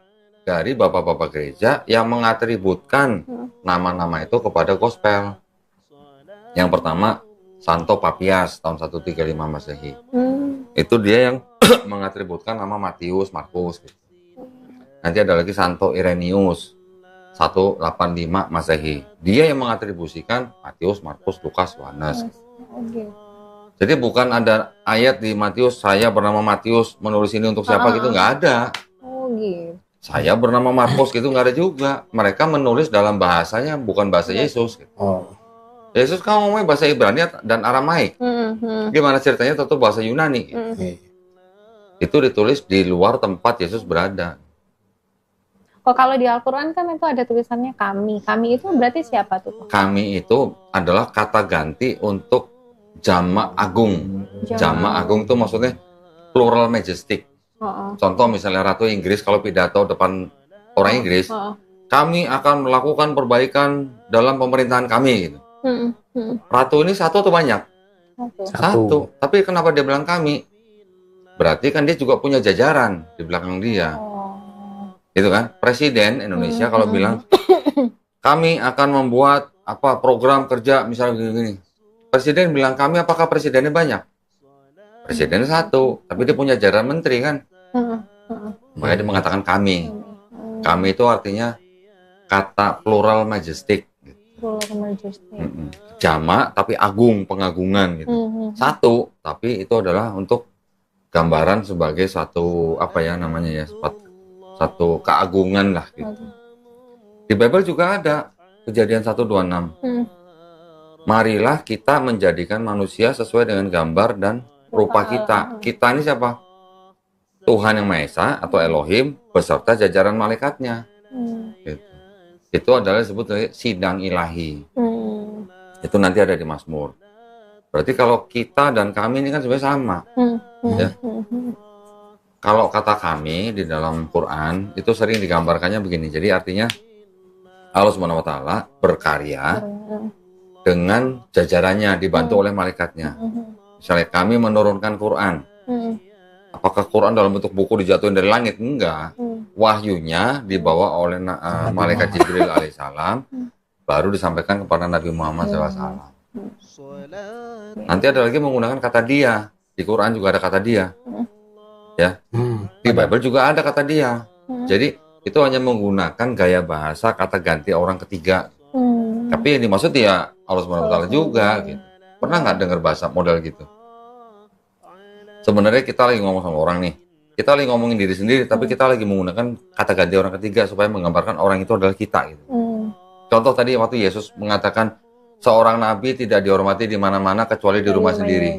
Itu kan Yesus menggunakan kata ganti orang lain, orang ketiga, tapi sebenarnya untuk menunjuk diri sendiri. Nah, contoh seperti itu. Ya. Itu hanya gaya bahasa. Bukan berarti kami itu Allahnya banyak, Bu. Kami itu yang ngomong sama jajaran-jajarannya gitu. Ya. Di Bible juga ada. Iya. Makanya saya pernah lihat di YouTube itu kalau Nasrani waktu di mana di Yahudi atau di Israel itu ya. Kalau yang bawa salib atau apa itu kadang orang Yahudi diludahin ya. Iya. Pernah lihat begitu ya? Iya. Karena orang Yahudi menganggap bahwa mereka adalah penyembah berhala gitu. Berhala itu ya. Iya. Saya pikir karena kenapa? Karena musuhan atau apa? Ya, gitu. Ya, mereka gini, orang Yahudi kan komunitasnya kecil lah ya dibandingkan orang Kristen seluruh dunia lah. Orang Yahudi ini juga dulunya kan memang juga banyak kan perdiaspora. Mencari mana-mana gitu. Ketika mereka hidup di bawah bangsa Kristen, itu mereka banyak mengalami persekusi. Tetapi ketika mereka hidup di bawah bangsa Muslim atau Islam, mereka nyaman gitu. Nah, makanya ketika mereka di Israel, ada orang Kristen yang begitu ya, tahu sendirilah, itu udah ada sentimen negatif lah. Satu, karena memang mereka sering dipersekusi sama Kristen. Kedua, ya karena mereka menganggap ajaran Kristen adalah ajaran di luar agama samawi gitulah. Kita tahu lah gimana sih Inkuisisi Spanyol, tahu kan? Iya. Bagaimana Yahudi, terus kemudian Holocaust, Hitler 6 juta Yahudi. Nah gitu. Jadi banyak tempat mereka hidup di bawah bangsa Kristen tapi dipersekusi. Kalau Yahudi-Yahudi yang tinggal di Yaman seneng. Orang Islam tidak seperti Kristen yang mempersekusi orang-orang Yahudi pada waktu itu. Makanya orang Yahudi kalau ditanya, kamu lebih senang hidup di bawah pemerintahan Islam atau Kristen? Mereka pasti akan bilang Islam. Karena di dalam Islam ada perintah, jangan memerangi orang yang tidak memerangi kamu. Kita Islam harus berbuat adil.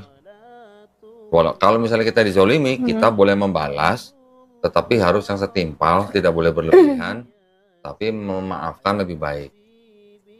Di Islam begitu. Kalau di Kristen apa? Kasihilah musuhmu kan. Tapi mempersekusi gitu. Gitu. Gimana dong? Itu apa? Apa ya? Mempersekusi itu berarti menyingkirkan ya kalau nggak salah. Bukan ya? Bukan menyingkirkan, mempersekusi itu artinya apa ya? Bukan memberikan tindakan yang tidak menguntungkan. Memperlakukan dengan tidak baik. Gitu. Ya. Waktu Inkuisisi Spanyol gimana? Kalau nggak mau masuk Kristen, bunuh. Disiksa, masukin dalam patung sapi, dibawa dibakar. Wah, semacam-macam sisanya. Termasuk orang Islam juga kena, Pak. Di Inkuisisi Spanyol itu. Waktu perang salib gimana coba? Iya. Ketika orang Islam yang masuk menang bisa merebut Yerusalem, nggak ada yang namanya pembantaian, nggak ada. Silahkan mau beribadah, mau yang Yahudi, yang Kristen, yang Islam. Tidak ada paksaan. Tapi ketika Kristen masuk ke Yerusalem, menang, semua dibantai, darah tuh sampai semata kaki. Itu sejarah itu. Nah, yang memulai perang dunia 1 kedua siapa, Pak? Iya. Nah, yang ngebom Nagasaki sama Hiroshima tuh siapa? Mungkin mereka nggak mengaku agama Kristen, tapi pelaku-pelakunya tuh beragama apa? Ada lagi yang begini. Pasti pernah dengar dong Yesus disebut sebagai apa? Akulah jalan. Jalan dan kebenaran dan hidup. Nah, ya, Yohanes 14:6 ya. Nanti ada lagi Yesus disebut sebagai terang dunia. Terus kemudian gembala yang baik. Iya, betul. Nah, ini ada sebuah buku, The Greatest Deception, Celestial Deception, yang nulis Sam Oputa. Ini bukan orang Islam nih. Mitra ini maksudnya Dewa Mitra. Like Jesus, seperti Yesus, was venerated as, dihormati sebagai apa? The way, the truth, the life, the light, the word, the Son of God, and as the Good Shepherd. Oh. Dewa Mitra. Dewa Mitra. Dewa Mitra dari mana? Dari Persia. Dewa Mitra ini yang disembah oleh Romawi selama 400 tahun sebelum diganti dengan Yesus. Oh. Jadi yang disebut dengan gembala yang baik, terang dunia, firman, terus kemudian apa tadi? Jalan dan kebenaran dan hidup, bukan cuma Yesus. Dewa Mitra sudah pernah disebut sebagai itu juga ya. Untung udah mualaf, Pak. Iya. Alhamdulillah. Alhamdulillah, saya tuh ngerasa kayak dapat hadiah gitu. Nah itu, penghargaan. Penghargaan paling tinggi itu dari Allah. Karena kan nggak mudah kok. Pasti. Ya kayak itu aja, saya belajarin Hindu. Keluarga saya juga masih banyak yang Hindu dari ibu. Dari Hindu nggak bisa nolak masih. Ke Konghucu nggak bisa juga. Tapi kalau setelah saya pelajarin Muslim, wah nggak bisa balik lagi kayaknya. Ya. Karena dari itu semua yang paling logis cuma Islam. Iya. Dan udah bener ini gitu loh.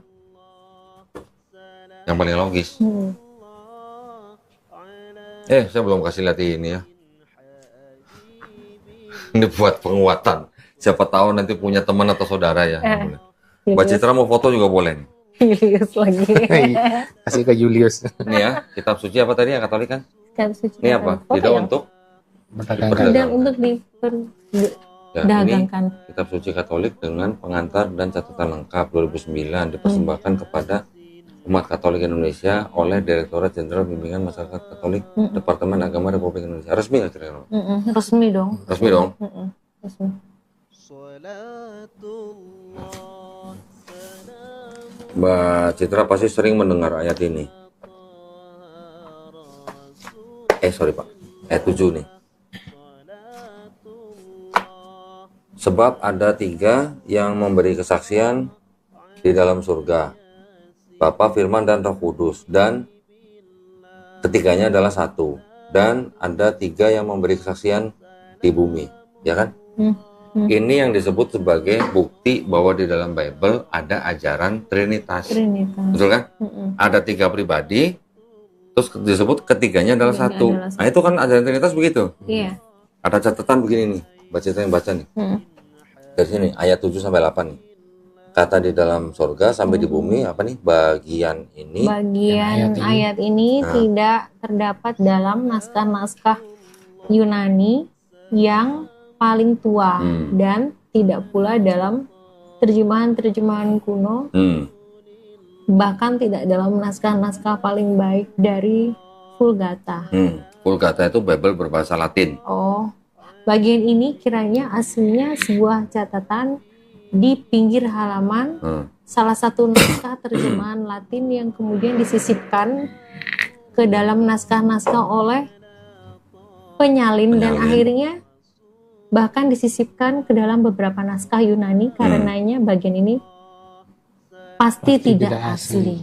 Loh, kok bisa ada catatan gitu ya? Kok pasti tidak asli? Kalau tidak asli itu apa, Mbak? Ya palsu dong. Nah, Mbak Citra yang ngomong bukan saya.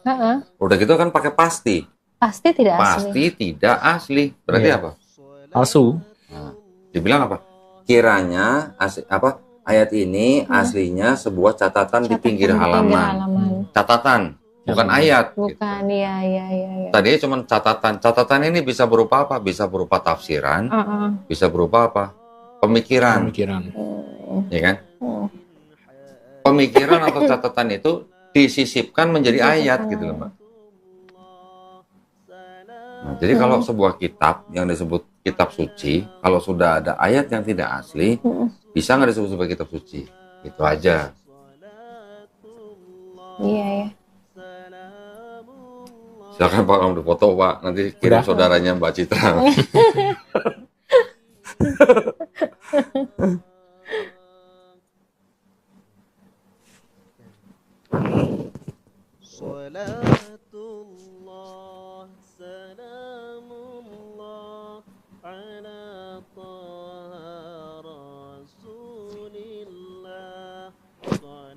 Cuman ini gimana nih ya 1 Yohanes? Tapi beda ya kitab ini sama. Sama, ini yang Protestan nih. Protestan sama ya? Ini punya Katolik kan? 1 Yohanes 4. Enggak, ini 1 Yohanes 5. 1 Yohanes 5 ya? 5-nya tuh di ini nih. Ini mulai dari 1 nih. Nah, ini 5 nih. 5 ayat 7 sampai 8. Iya. 1 Yohanes nih. Nih, sama isinya, Mbak. Ini yang Protestan punya nih. Sama isinya. Sama ya? Coba ya?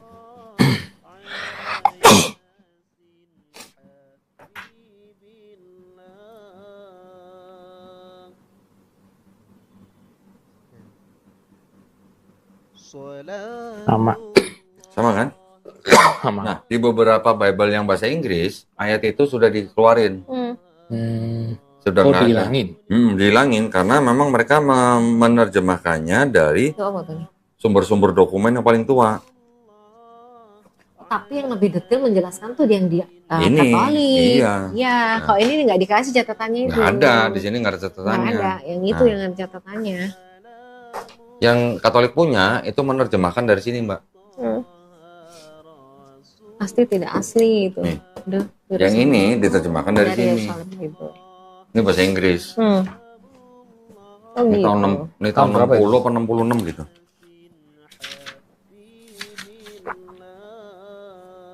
enam. Kalau ini 2009 tadi. Banyak yang dirubah-rubah ya berarti ya. Oh, berarti sama debat-debat kayak gini nggak pernah ada intimidasi atau apa gitu? Ada. Ada ya, tetap ya ada ya. Tapi saya nggak tanggepin lah, bodo amat.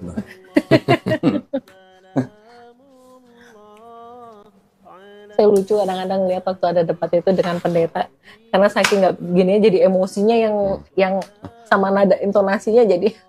Pendeta saya tunjukin Bible versi lain selain punya dia, Pak. Dia bilang apa? Buang kata gitu. Buang. Gimana? Pendeta loh. Pendeta saya ditanya sama kita, nih kita Bapak bukan gitu. Apa itu saya nggak tahu katanya gitu. Saya nggak tahu siapa tahu kita. Pendeta nggak tahu ini lah bagaimana umatnya. Maksud saya gitu loh. Bagaimana jemaatnya kalau pendetanya aja nggak tahu. Dan itu udah istilahnya udah pengetahuan umum. Iya. Masa pengetahuan umum pendeta nggak tahu gimana? Entah ya, dia nggak tahu pura-pura nggak tahu atau bener-bener nggak tahu, kita nggak tahu. Ya, kalau pendetanya aja nggak tahu lah bagaimana umatnya. Iya.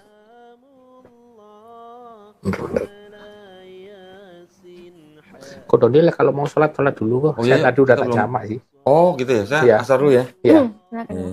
Ya tadi tak jamak, musafir kok. Bapak lagi safar ya.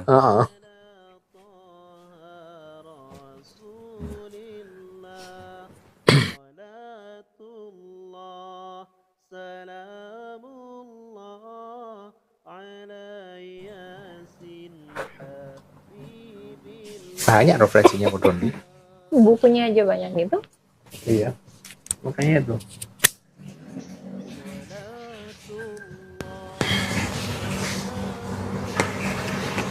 Tahu. Ya alhamdulillah aja Pak, semenjak jadi Muslim. Iya. Saya malah nggak pernah nyari proyek. Proyek datang sendiri. Saya nggak nyari.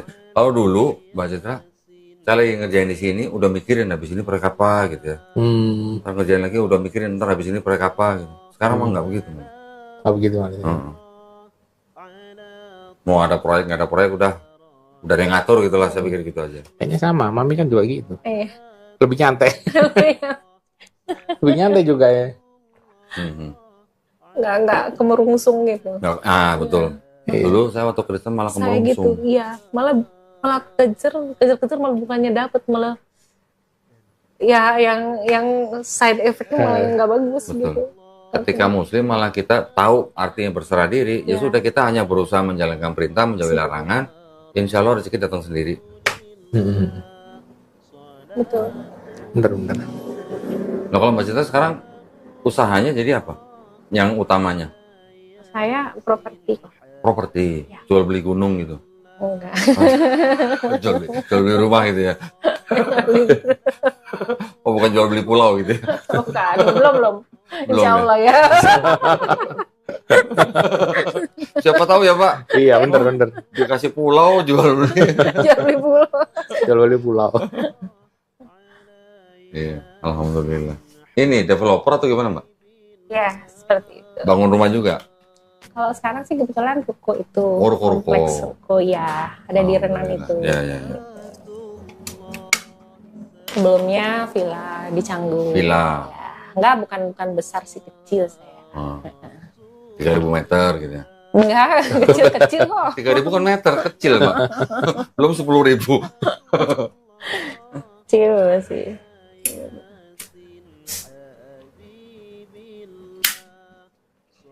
Bali properti bagus ya? Bali bagus properti. Bagus. Interior main juga? Interior enggak interior. Tapi pakai tukang-tukang untuk interior ada? Pakai. Kemarin waktu di villa pakai. Kalau di ruko enggak. Jadi buyernya sendiri yang cari. Oh. Nah kalau Mbak Citra butuh interior, saya juga bisa. Oh. Saya dulu, sekarang saya juga masih kerjain interior. Samping-sampingan lah. Kalau pas lagi nggak bangun pabrik, interior gitu. Restoran saya udah berapa kali bikin interiornya.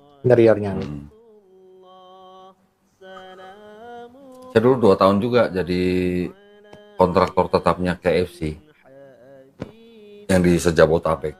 Oh.